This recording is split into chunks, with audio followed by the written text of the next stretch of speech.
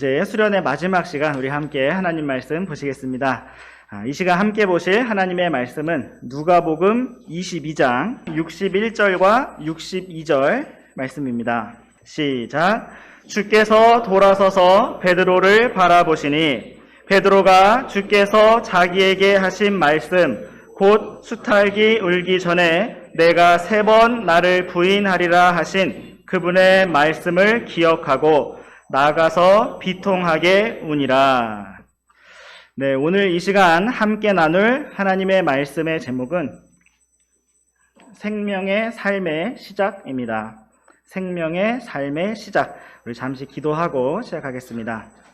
사랑과 은혜가 풍성하신 하나님 아버지, 참으로 우리를 신기하고 놀라운 사랑으로, 사람의 머리로 이해할 수 없는 놀라운 사랑으로 사랑해 주셔서 참으로 감사합니다. 참으로 우리가 주님의 사랑을 풍성히 알고 누려서 우리도 주님을 더 사랑하게 되고 또 주님을 더 기쁘게 힘차게 따라갈 수 있도록 주님 날마다 새롭게 이끌어 주시기를 원합니다. 이 시간 우리가 다시 주님 말씀 앞으로 모일 수 있도록 이끌어 주셔서 감사합니다.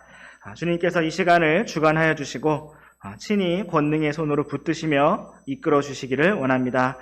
이 시간을 강하신 주님의 손에 온전히 맡겨드리며 우리 주 예수 그리스도의 이름으로 기도드렸습니다. 아멘. 네, 오늘 말씀의 제목은 생명의 삶의 시작입니다. 대부분의 아이들이 좋아하는 장난감 중에 레고라는 장난감이 있습니다. 레고는 블럭을 조립하여 집이나 자동차나 로봇과 같이 아주 다양한 것들을 만들 수 있는 장난감입니다. 저도 어릴 적에 레고를 참 좋아했는데 무엇인가 새로운 것을 만들기 위해서는 반드시 먼저 해야 하는 일이 있었습니다.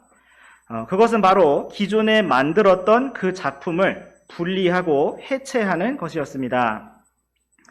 기존의 작품이 얼마나 멋지고 훌륭했었는지와 상관없이 새로운 작품을 만들기 위해서는 기존에 사용했던 부품들을 쪼개고 나누어서 새롭게 시작해야만 했습니다. 사람의 인생을 장난감에 비교할 수는 없겠지만 작품이라는 점에서는 이러한 원리가 동일하게 적용된다고 할 수가 있겠습니다. 오늘의 말씀에서 우리는 베드로가 비통하고 비참하게 무너지고 부서지고 쪼개지는 장면을 볼 수가 있습니다. 그는 예수님을 진심으로 사랑했고 누구보다도 용감하게 앞장서서 주님을 따랐던 제자였습니다. 그런데 베드로는 여기에서 밑바닥 저 아래까지 무너지고 말았습니다. 예수님께서는 이미 그 모든 일을 알고 계셨고 또 베드로에게 그렇게 될 것이라고 미리 말씀도 해주셨지만 정작 베드로가 그렇게 실패하고 무너지는 그 일 자체를 일어나지 않도록 막아주지는 않으셨습니다. 그렇다면 주님께서는 어찌하여 베드로가 실패하고 무너지는 것을 그대로 두셨던 것일까요? 그 이유는 주님께서 베드로를 새로운 작품으로 만들고자 하셨기 때문입니다. 오늘 우리는 생명의 삶의 시작이라는 제목으로 베드로의 삶과 우리들의 믿음의 길을 생각해 보고자 합니다. 주님께서 이 시간을 붙드시고 친히 은혜로 이끌어 주시기를 원합니다. 이제 우리 함께 조금 앞으로 가셔서 누가복음 22장 31절부터 34절까지 말씀을 보시겠습니다. 또 주께서 이르시되 시몬아 시몬아 보라 사탄이 너희를 밀처럼 체질하려고 너희를 갖기 원하였으나 내가 너를 위해 내 믿음이 쇠하지 않도록 기도하였으니 너는 마음을 돌이킨 뒤에 내 형제들을 강하게 하라 하시니 그가 그분께 이르되 주여 내가 주와 함께 감옥에도 죽는 데에도 갈 각오가 되어 있나이다 하매 그분께서 이르시되 베드로야 내가 내게 말하노니 이날 수탉이 울기 전에 내가 나를 안다는 것을 3번 부인하리라 하시고. 네, 이 말씀은 최후의 만찬이라고 불리는 마지막 6월절 만찬을 마친 뒤에 있었던 베드로와 예수님의 대화를 기록하고 있습니다. 예수님께서는 시모나 시모나 베드로를 2번 부르시면서 사탄이 베드로와 제자들을 밀처럼 체질하고 시험하고 넘어뜨려서 소유하기를 원하였지만 예수님께서는 베드로의 믿음이 쇠하지 않도록 아버지께 기도하셨다고 말씀하셨습니다. 그리고 베드로가 비록 넘어지게 될 것이지만 마음을 돌이키고 회복을 한 뒤에는 형제들을 강하게 하고 굳게 세우며 힘을 주라고 말씀하셨습니다. 그런데 베드로는 이러한 예수님의 말씀을 도무지 이해할 수도 납득할 수도 없었습니다. 무슨 사탄이 자신을 체질한다는 것인지, 그리고 자신의 믿음이 도대체 어떻게 쇠하여진다는 것인지, 자신이 무슨 마음을 돌이킬 일이 생길 것이라는 것인지 이해할 수가 없었습니다. 왜냐하면 베드로에게는 참으로 강력한 자기 확신이 있었기 때문입니다. 그 확신은 바로 33절 말씀에서 베드로가 고백한 것처럼 내가 주와 함께 감옥에도 가고 심지어 죽음에까지도 함께 갈 각오가 되어 있다라는 것이었습니다. 그러나 예수님께서는 34절 말씀과 같이 또다시 한번 베드로야 하고 부르시면서 그가 주님을 안다는 사실을 오늘 밤이 지나기 전에, 아침이 오기 전에, 수탉이 울기 전에 3번 부인할 것이라고 말씀하셨습니다. 어찌하여 예수님께서는 베드로의 이러한 훌륭한 각오에 대해서 야, 정말 든든하다 라든지 너가 정말 그렇게 끝까지 나와 함께 해줄 줄 믿는다 라고 격려해 주지 않으시고 이토록 절망스러운 말씀을 주셨던 것일까요? 베드로의 입장에서는 참 서운하고 실망스럽고 상처가 되었을 수도 있겠지만 예수님께서 그렇게 말씀하신 이유는 주님께서 정말 베드로가 그렇게 넘어질 것이라는 사실을 알고 계셨기 때문입니다. 정작 베드로 자신은 그 사실을 몰랐고 이 시점에서는 주님께서 말씀하신 그러한 일이 벌어질 것이라고 상상도 할 수가 없었을 것입니다. 그러나 주님께서는 이미 그 모든 사실을 알고 계셨고 그럼에도 불구하고 그를 사랑하셨으며 그가 돌이키고 회복한 뒤에 해야 할 일까지도 미리 말씀해 주셨습니다. 이제 우리 함께 누가복음 22장 54절부터 57절까지 말씀을 번갈아서 읽어보시겠습니다. 그때에 그들이 그분을 붙잡아 끌고 대제사장의 집으로 데리고 들어가니 베드로가 멀찍이 떨어져서 따라가니라. 그들이 집회장 한가운데 불을 피우고 함께 자리를 잡음으로 베드로도 그들 가운데 앉았으나 그가 불 곁에 앉아 있을 때에 어떤 하녀가 그를 보고 유심히 그를 바라보며 이르되 이 사람도 그와 함께 있었도다 하매 그가 그분을 부인하여 이르되 여자여 나는 그를 알지 못하노라 하니 예수님께서 베드로에게 미리 예고하셨던 그 일이 실제로 벌어지기 시작했습니다.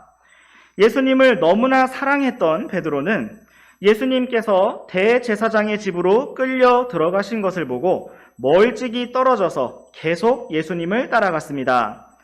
다른 제자들은 이미 겟세마네 동산에서 주님을 버리고 도망쳤지만 베드로는 잠시 피했다가 다시 예수님을 따라오기 시작했던 것입니다. 마침내 베드로는 55절 말씀처럼 집회장 한가운데까지 따라 들어왔고 사람들이 피워놓은 불 앞에 함께 앉아서 불을 쬐고 있었습니다. 그런데 곧 어떤 하녀가 베드로를 알아보고 그가 예수님과 함께 있었다고 말했습니다. 그러자 베드로는 자신이 예수님을 알지 못한다고 자기는 그분과 상관이 없는 사람이라고 말하며 주님을 부인하였습니다. 베드로는 이렇게 주님을 부인하면서도 예수님께서 어떻게 되실 것인가를 살피고자 하는 마음으로 너무나 긴장하고 있었던 나머지 예수님께서 미리 경고해 주셨던 말씀이 그대로 이루어지고 있다는 것을 인지하지 못하고 있었습니다. 우리 함께 계속해서 이어지는 58절부터 60절까지 말씀도 번갈아서 읽어보시겠습니다. 조금 뒤에 다른 사람이 그를 보고 이르되 너도 그들과 한패라 하매 베드로가 이르되 사람아 나는 아니라 하더라. 1시간쯤 지난 뒤 다른 사람이 확신 있게 단언하여 이르되 진실로 이 자는 그와 함께 있었느니라. 그는 갈릴리 사람이니라 하매 베드로가 이르되 사람아 나는 내가 무슨 말을 하는지 알지 못하노라 하였는데 그가 아직 말하고 있을 때에 즉시 수탈기 울더라. 네, 이렇게 베드로는 예수님께서 하신 말씀대로 수탈기 울기 전에 주님을 안다는 사실을 3번 부인하였습니다. 예수님께서 미리 말씀하실 때까지만 해도 상상도 할 수 없었던 말도 안 되는 일이었던 그 일이 실제로 벌어진 것이었습니다. 이제 우리와 함께 처음에 읽었던 누가복음 22장 61절, 62절 말씀을 두 구절 말씀 다 같이 한번 읽어보시겠습니다. 시작. 주께서 돌아서서 베드로를 바라보시니 베드로가 주께서 자기에게 하신 말씀 곧 수탈기 울기 전에 내가 3번 나를 부인하리라 하신 그분의 말씀을 기억하고 나가서 비통하게 우니라. 베드로는 자기에게 쏠린 사람들의 관심에 너무나 당황이 되었을 것이고 또 두려운 마음이 들었을 것입니다. 예수님께서 어떤 일을 당하실지 모르는 매우 조마조마한 상황에서 사람들이 자꾸만 자기를 주목하고 몰아가는 이 상황을 얼른 피하고 싶었을 것입니다. 그러던 중에 베드로는 예수님께서 하신 말씀대로 닭이 울기 전에 주님을 3번 부인하고 말았습니다. 그는 사람들에게 정신없이 대답하다가 닭 우는 소리를 들었고 또 예수님과 눈이 마주치게 되었습니다. 예수님께서 친히 몸을 돌아서서 베드로를 바라보셨기 때문입니다. 아마도 예수님의 눈빛은 괜찮다. 어서 회복해서 다른 형제들의 믿음을 굳게 세워주어라 하는 사랑과 은혜와 긍휼의 눈빛이었을 것입니다. 베드로는 예수님과 눈이 마주치고 나서야 정말 자신이 예수님을 3번 부인했다는 사실을 자각하였을 것이고 자신이 주님과 함께 감옥에도 가고 죽을 각오까지도 되어 있다고 큰 소리쳤던 그 모습이 떠올랐을 것입니다. 바로 그 자리에서 베드로는 무참히 무너졌고 산산조각 부서졌습니다. 그는 그 자리를 성급히 떠났고 나가서 비통하게 엉엉 울었습니다. 베드로는 주님을 사랑한다고 고백했던 자기 자신이 너무나 부끄러웠을 것입니다. 내가 무식한 어부라서 깨닫는 부분은 약해도 주님을 따르는 용기만큼은 최강이다라고 자부했던 그 확신까지도 완전히 무너져 내렸습니다. 그는 자신을 더 이상 예수님의 제자라고 부를 수도 없었고 스스로 아무런 능력도 아무런 자격도 없다는 사실을 비로소 알게 되었습니다. 이제 우리 함께 마가복음 말씀으로 가셔서 마가복음 16장 7절 말씀을 함께 보시겠습니다. 시작. 그러나 너희 길로 가서 그분의 제자들과 베드로에게 그분께서 너희보다 먼저 갈릴리로 가시나니 그분께서 너희에게 말씀하신 대로 너희가 거기서 그분을 볼 것이라고 고하라 하므로. 네, 이 말씀은 예수님께서 부활하신 뒤에 여인들이 빈 무덤에서 천사를 만난 장면을 기록하고 있습니다. 천사는 예수님의 부활 소식을 전해주면서 또 여인들을 제자들에게 보내면서 제자들과 베드로에게 그분께서 너희보다 먼저 갈릴리로 가신다고 거기서 보자고 고하라고 하였습니다. 여기에서 우리는 제자들과 베드로에게 라는 표현을 볼 수가 있는데 이것은 베드로가 더 이상 주님의 제자가 아니다라는 뜻이 아닙니다. 이것은 베드로 자신이 스스로에 대해서 더 이상 제자의 자격이 없기 때문에 감히 자신을 예수님의 제자라고 여기지 않고 있었음을 보여주는 것입니다. 그러므로 천사는 이 소식을 제자들에게 전해라 라고만 말한 것이 아니라 제자의 자리로부터 자신을 스스로 제외시키고 실격시킨 베드로에게 전하라고 꼭 집어서 베드로의 이름을 부르고 있는 것입니다. 이것이 바로 은혜입니다. 실제로 베드로는 부활하신 예수님을 만나기 전까지 다시 바다로 돌아가서 어부 생활을 했던 것을 볼 수가 있습니다. 베드로가 예수님의 무덤을 찾아갔던 여인들처럼 그렇게 예수님의 무덤을 찾아가 보지도 않고 어부의 삶으로 돌아간 것은 그가 더 이상 주님을 사랑하지 않거나 주님께 관심이 없어져서가 아니고 완전히 무너진 사람이 되었기 때문입니다. 나 같은 사람이 무슨 예수님의 제자인가? 능력도 없고 자격도 없고 용기도 없고 지혜도 없고 면목도 없고 아무것도 없는데 내가 무엇인가 되는 사람인 줄로 착각을 했었구나. 나는 그냥 무식한 어부 생활이 딱 맞는 것 같아 라고 생각을 하고 있었을 것입니다. 여태까지 베드로가 주님을 따른 근거와 원동력은 바로 자기 자신이었습니다. 그는 자신의 능력으로, 자신의 용기로 주님을 사랑할 수 있고 따를 수가 있다고 생각하고 있었습니다. 그러나 너무나 큰 실패를 통해 이러한 베드로의 자기 확신이 완전히 무너져 내리게 되었습니다.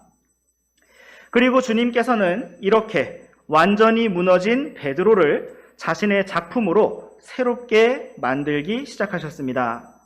바로 여기에서부터 베드로의 생명의 삶이 새롭게 시작되었습니다. 예수님께서는 베드로를 찾아가셔서 내가 나를 사랑하느냐 3번 물으셨고 그를 새롭게 회복시키셨습니다. 이제부터 베드로가 주님을 따르는 것은 자기 자신의 능력이나 용기 때문이 아니었고 오직 은혜로 인함이었습니다. 오직 주님만을 바라보고 의지하게 되었던 베드로, 오직 성령님의 충만으로 권능을 받았던 베드로는 완전히 다른 사람이 되었습니다. 그는 많은 사람들 앞에서도 수제사장들과 장로들 앞에서도 심지어 감옥에도 갇히고 매를 맞으면서도 더 이상 두려워하지 않았고 담대하게 말씀을 선포하는 사람이 되었습니다. 이것은 그가 더 용감한 사람이 되었기 때문이 아니라 주님의 권능을 힘입었기 때문이었습니다. 이제 베드로는 자신이 용감해서 부르심을 받았거나 자신의 자격과 능력으로 부르심을 받은 것이 아니라 오직 은혜로 부르심을 받았다는 사실을 아는 사람이 되었습니다. 이처럼 주님의 은혜만을 바라고 의지하는 것에서부터 생명의 삶이 시작될 수가 있습니다. 우리는 성경에서 베드로와 같이 이렇게 무너졌던 많은 사람들을 발견할 수가 있습니다. 아브라함은 자신이 아직 젊을 때 자신의 젊음으로 아들을 낳아보려고 하였지만 하나님께서는 그 모든 젊음이 지나갈 때까지 나이가 너무 많아서 스스로 죽은 것처럼 여길 때까지 기다리게 하셨고 그 이후에 오직 하나님의 권능과 생명의 약속에 따라 아들을 주셨습니다. 야곱은 자신의 계략과 방법을 의지하여 살던 사람이었지만 주님과 씨름을 하다가 넓적다리 뼈가 위골되었고 평생 지팡이를 의지하며 걸어야 했던 것처럼 주님만 의지할 수밖에 없는 사람이 되었습니다. 모세는 스스로의 힘으로 하나님의 백성을 구원하려 하다가 도망자 신세가 되었고 스스로 아무것도 아닌 사람인 것을 알게 되었을 때 하나님의 부르심을 받았습니다. 다윗은 자기 방법으로 사울 왕을 피해 이스라엘 영토 밖에 나가서 거하다가 가드 왕 아기스 앞으로 끌려가게 되었고 수염에 침을 질질 흘리며 정신 나간 사람처럼 행동하면서 겨우 목숨을 건진 이후에 바로 그때부터 어디를 가든지 무엇을 하든지 주께 여쭙고 길을 나아가는 사람이 된 것을 볼 수가 있습니다. 이처럼 하나님께서는 구약의 성도들에게도 완전한 무너짐을 통해 가르침을 주셨고 자기 자신의 힘과 능력이 아니라 오직 위에 계신 주님, 하늘의 하나님만을 바라보고 의지하게 하셨습니다. 그런데 오늘날 우리 신약 성도들에게는 구약의 성도들이 가지지 못했던 완전히 다른 영광의 신비가 있습니다. 그것은 바로 주 예수 그리스도 전능자 하나님께서 우리 안에 살아계시며 우리의 생명이 되셨다는 사실입니다. 주 예수 그리스도께서는 친히 자신에 대하여 말씀하시기를 내가 곧 길이요 진리요 생명이라고 말씀하셨습니다. 이러한 길과 진리와 생명이 되신 주 예수 그리스도께서 구원받은 우리 성도들 안에 바로 내 안에 오늘 살아계십니다. 이제 우리 함께 고린도후서 1장 말씀으로 가보시겠습니다. 고린도후서 1장 8절과 9절 말씀을 한 구절씩 번갈아서 읽어보시겠습니다. 형제들아, 아시아에서 우리에게 닥친 우리의 고난에 대하여 너희가 모르기를 우리가 원치 아니하노라. 우리가 힘에 겹도록 한량없이 눌려 심지어 생명도 단념하고 우리 속에 죽음의 선고를 받았으니 이것은 우리가 우리 자신을 신뢰하지 아니하고 죽은 자들을 일으키시는 하나님을 신뢰하게 하려 함이라. 아멘. 여기에서 우리는 사도 바울이 걸었던 생명의 삶을 볼 수가 있는데 재미있게도 그가 극심한 고난 중에 생명까지도 단념하게 되었을 때, 속에 죽음의 선고를 받았을 때 자신을 더 이상 신뢰할 수가 없어서 오직 하나님만을 신뢰하게 되었을 때 바로 그때 생명의 삶이 시작된 것을 볼 수가 있습니다. 그것은 끝이 아니었고 시작이었습니다.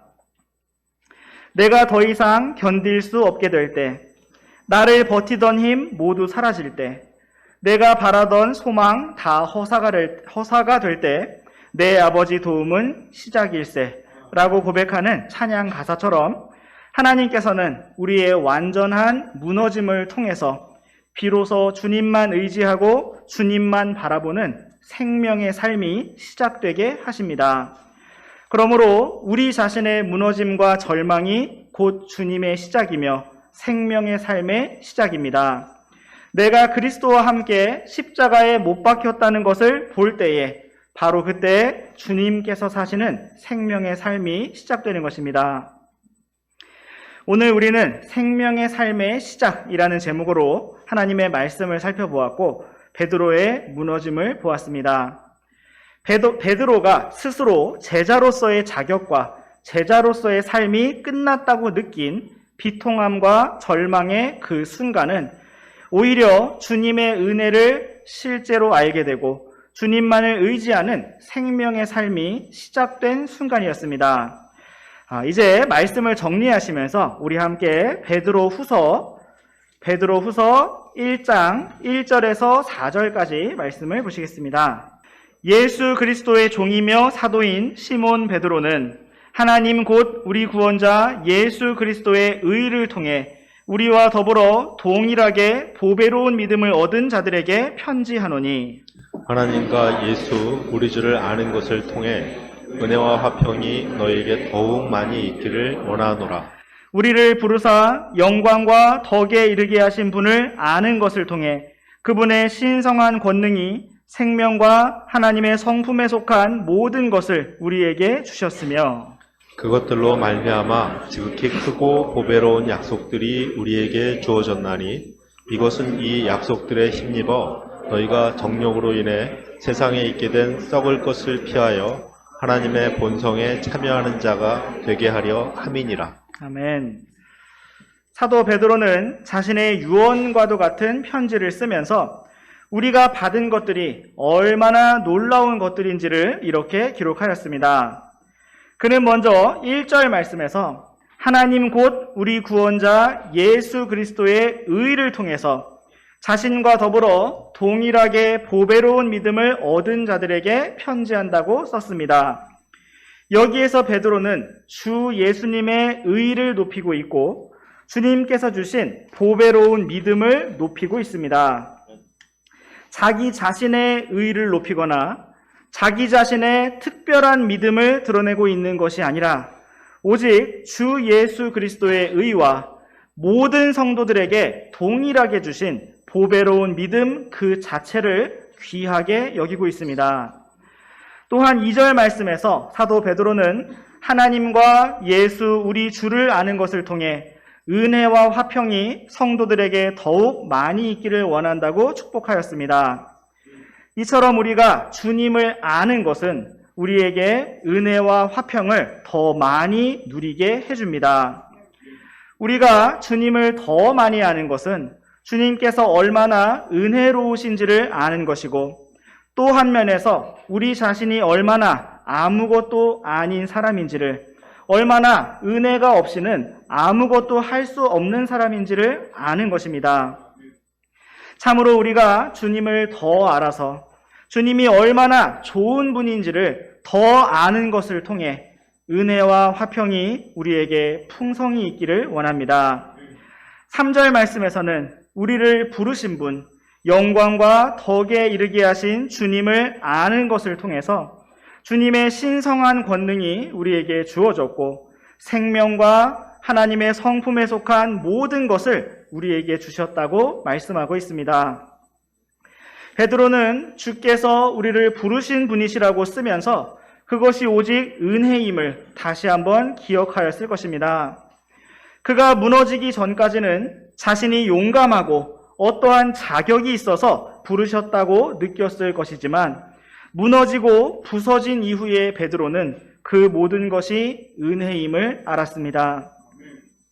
사도 베드로는 모든 성도들이 이처럼 은혜로 우리를 부르신 분을 알아서 그분의 권능과 생명과 성품을 더 풍성히 얻고 누리게 되기를 원하였습니다. 또한 4절 말씀에서는 우리가 나아가야 할 생명의 삶이 무엇인가를 보여주고 있는데, 그것은 우리에게 주신 보배로운 약속들을 힘입어 육신의 정욕과 이 세상의 길이 아닌 하나님의 본성에 참여하는 자로서 나아가는 것입니다. 오늘 우리가 주님을 따라 살아가고자 하는 생명의 삶은 나 자신의 각오나 노력이나 결심이나 능력으로 되는 것이 아니라 오직 주님의 권능과 생명과 은혜로 되는 것입니다.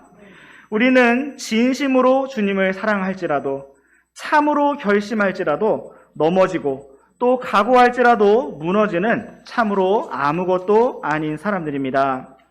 우리가 우리 자신에 대해서 무엇을 어떻게 확신한다 할지라도 우리는 주님 앞에 아무런 능력도 자격도 없는 사람들입니다. 그러므로 우리가 무너질 때마다 그러한 비통한 실패로 인해서 주님과 더 멀어지는 것이 아니라 오히려 주님만이 나의 소망이시오 모든 것 되심을 더 알아서 사랑과 은혜와 긍휼의 주님을 더 알게 되어서 더욱 풍성한 생명의 삶으로 나아가는 새로운 시작이 우리에게 풍성히 있기를 원합니다. 내가 나 자신을 작품으로 만들고자 한다면 그것은 나의 작품이요 나의 결과물일 것이고 나의 열매이며 비통하고 절망적인 작품이 될 것입니다. 그러나 우리를 작품으로 만드시고 빚으시며 다듬으시는 분은 오직 하나님이시기에 우리는 다만 모든 것을 주님께 맡기고 내어드리며 주님만 바라보기를 원합니다. 주님께서 무너진 베드로를 다시 찾아오셔서 내가 나를 사랑하느냐고 물으시며 그에게 회복을 주셨던 것처럼 우리도 부끄럽지만 언제나 주님을 사랑하는 진실한 그 사랑으로 인해서 늘 새롭게 일어나고 다시 새롭게 생명의 삶을 시작하며 전진하기를 원합니다. 이제 마지막으로 우리 한 장만 더 앞으로 가셔서 베드로전서 5장 10절과 11절 말씀, 우리 두 구절의 말씀을 다 같이 읽으시겠습니다. 시작. 그러나 모든 은혜의 하나님 곧 그리스도 예수님을 통해 우리를 부르사 자신의 영원한 영광에 들어가게 하신 분께서 너희가 잠시 고난받은 뒤에 너희를 완전하게 하시고 굳게 세우시며 강하게 하시고 정착시키시리니 그분께 영광과 통치가 영원 무궁토록 있기를 원하노라. 아멘.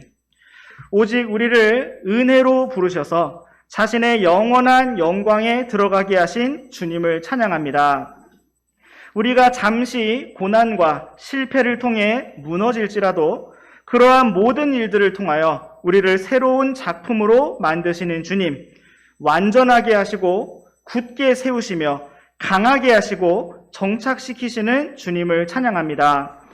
우리 안에 살아계신 주 예수님으로 말미암아 오늘 우리가 생명의 삶으로 나아가기를 원하고 날마다 매 순간 영원 무궁토록 주님만을 높이고 찬양하며 경배드리고 감사드리기를 원합니다. 기도하고 마치겠습니다.